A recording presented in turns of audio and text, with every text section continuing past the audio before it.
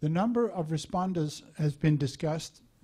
What I've seen in a medical journal, and the estimate is between 60 to 70,000 of people were exposed to the dust for an extended period of time.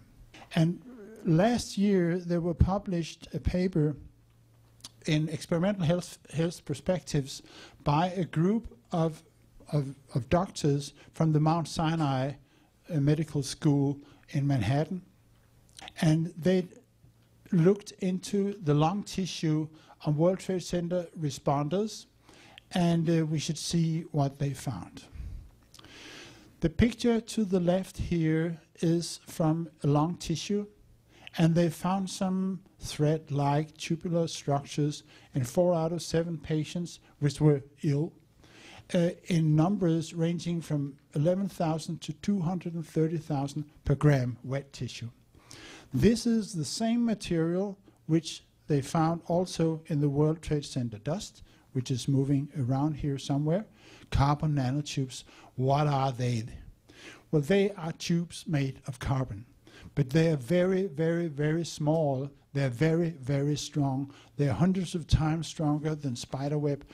Formation of carbon nanotubes requires 3 conditions must be fulfilled. You must have very high temperatures, and you must have a source of carbon atoms, which means an organic chemical present, and you must have a metal catalyst, among which iron happens to be one of the best besides cobalt. And so this triggered the thought in some of us, well, this means that ignition of the nanothermite should be ideal circumstances for formation of nanotubes. So this is the residue. Kevin, you remember he came in, he took the beaker, and you saw down into it. Yes. He left it cooling a little bit. He put it into a letter and sent it to me. It is here. And what I did then is to take a little sample out of this, pouring a few milliliters of alcohol, ethanol, onto it, making a slush in a mortar, actually, letting the particles, all the metal particles, all the heavy particles precipitate. And then you take a little drop of the supernatant liquid, you put them onto a copper grid, which the panelists can also see here, they're very, very small. And you let the ethanol evaporate.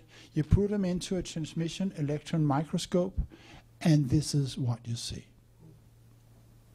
This is the perfect dimensions of carbon nanotube. This is carbon nanotube. Obviously, I wouldn't come up with this if I didn't believe what I was saying. This is carbon nanotubes. This is a picture from the patients, the Mount Sinai study. This is what we find as a product of the nanothermite reaction. And please remember that none of the control group showed this feature. So if you ask, couldn't the nanotubes come from somewhere else? It's true, it is formed combustion of diesel and in much, much smaller amount and in oxygen-starved fires. But the control group have been living a normal life, except that they actually caught asbestos fibers. And none of them showed carbon nanotubes in their lungs.